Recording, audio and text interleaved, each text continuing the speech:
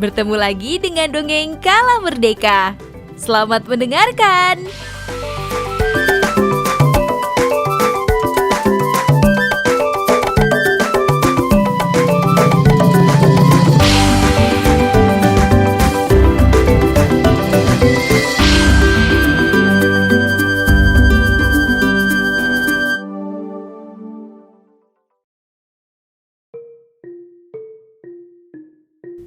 Dahulu kala, di pinggir utara Garut terdapat sebuah desa kecil.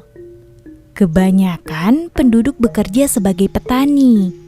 Itu semua dikarenakan tanah di sana sangatlah subur dan tak pernah kekurangan air.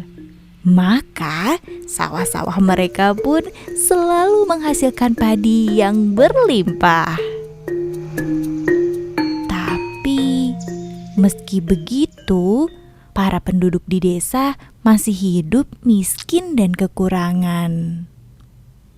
Salah satu alasan kenapa warga hidup kekurangan karena adanya Nyai Endit.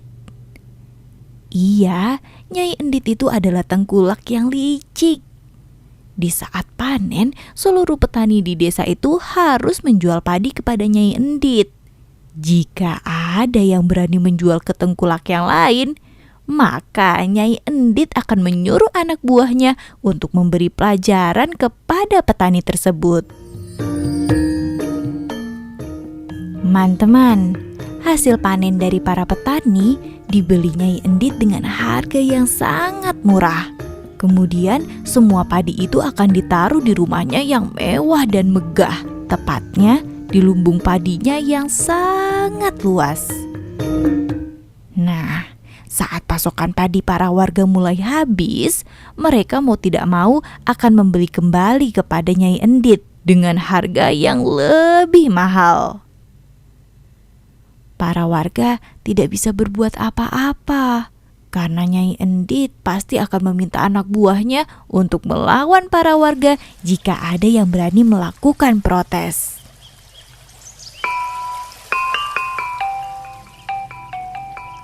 Pada suatu hari, Nyai Endit sedang mengecek semua padi yang ada di lumbungnya. Barja, apa semua padi warga sudah dibeli? Tanya Nyai Endit kepada anak buahnya. Sudah Nyai, semua sudah dibeli, semua aman. Bagus Barja, sekarang kita tinggal tunggu saat penduduk kehabisan beras dan sebentar lagi mereka akan membeli kepadaku. Dan uangku akan semakin bertambah dan aku akan semakin kaya raya. Kata Nyai Endit. Dan apa yang dikatakan Nyai Endit benar-benar terjadi. Beberapa minggu kemudian, mendadak kemarau datang. Para penduduk desa mulai kehabisan bahan makanan. Mereka pun mulai kelaparan. Mengetahui warga sudah kelaparan, Nyai Endit bukannya berbagi teman-teman. Ia malah menaikkan harga beras menjadi 5 kali lipat dari biasanya. Warga yang miskin tidak mampu membeli beras. Dan akhirnya semakin lama semakin kelaparan. Sedangkan di rumahnya, Nyai Endit malah berpesta pora karena makanannya selalu tercukupi, bahkan berlebih. Warga desa yang sedih akhirnya berdoa kepada Tuhan untuk diberikan makanan. Serta warga berdoa kepada Tuhan untuk menegur Nyai Endit atas semua sikap licik dan kikirnya.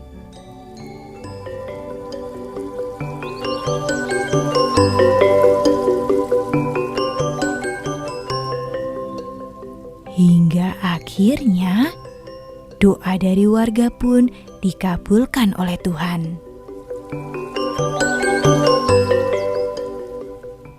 Di suatu siang yang terik, ada seorang nenek-nenek yang berjalan terbungkuk-bungkuk dari ujung desa.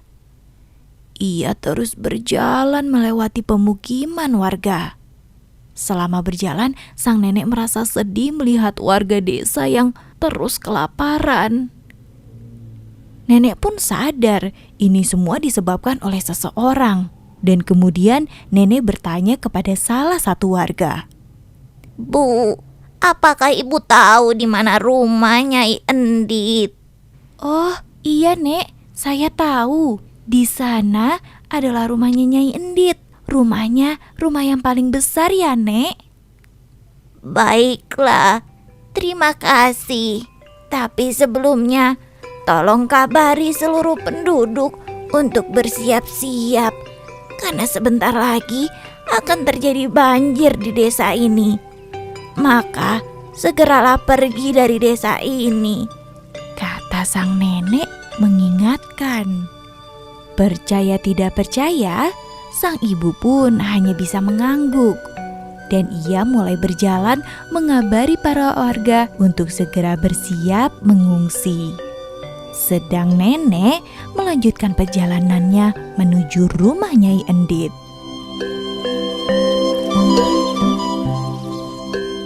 Sesampainya di depan rumah Nyai Endit, sang nenek pun berpura-pura untuk mengemis. Ini semua merupakan ujian untuk Nyai Endit. Tapi sang nenek bukannya mendapatkan makanan, teman-teman. Ketika ia mengemis, Nyai Endit malah, Barja, Barja, usir saja nenek ini. Jangan sampai kaki kotornya menginjak lantai rumahku. Aku hanya ingin meminta makanan. Jika kau mau, kau bisa membeli berasku. Tapi jika kau tak punya uang, maka kau tak akan mendapatkan apa-apa dariku, ungkap Nyai Endit. Sang nenek terus meminta, tapi Nyai Endit terus menolak. Hingga kesabaran Nyai Endit pun mulai habis. Anak buahnya kini sudah keluar mencoba mengusir nenek. Tapi sebelum benar-benar nenek diusir, sang nenek berhasil menancapkan tongkatnya di depan rumah Nyai. Barja, kau angkat tongkat itu dan bawalah tongkat itu bersama nenek. Aku tidak mau ada barang kotor di rumahku, ungkap Nyai Endit. Tapi tahu tidak teman-teman, badan Barja yang besar tidak bisa mencabut tongkat itu. Begitu juga dengan anak buah lainnya. Nyai Endit yang sudah benar-benar kesal mencoba mencabut tongkat itu sendiri. Tapi ternyata tetap tidak bisa, teman-teman. Sampai akhirnya nenek yang dipegang anak buah Nyai Endit tadi memaksa untuk dilepaskan. Nenek pun berjalan menuju tongkat dan ia berhasil mencabutnya dengan mudah. Di saat bersamaan muncullah mata air dari lubang di mana tempat tongkat nenek tadi ditancapkan. Air ini adalah air mata dari penduduk yang sengsara karena perbuatanmu yang licik dan kikir. Maka sebentar lagi kau dan seluruh hartamu, Nyai Endit, akan tenggelam oleh air ini. Setelah mendengar perkataan nenek, Nyai Endit pun mulai merasa panik.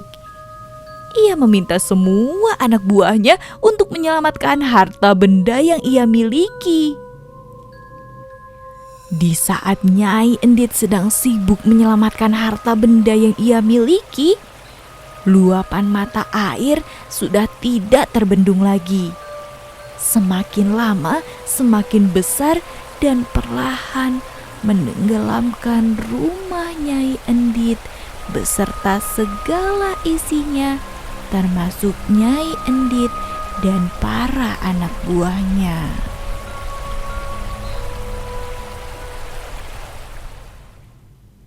Oh ya, bagaimana ya dengan nasib para warga? Tenang teman-teman, mereka berhasil selamat mengungsi ke daerah yang lebih aman. Mereka tidak lupa juga untuk bersyukur kepada Tuhan. Dan kini desa yang tenggelam itu menjadi sebuah danau yang dinamakan dengan Situ Bagendit atau Danau Bagendit.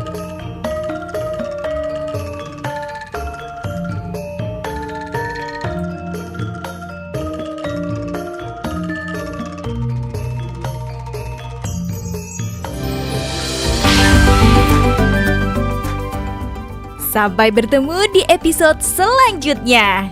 Salam merdeka!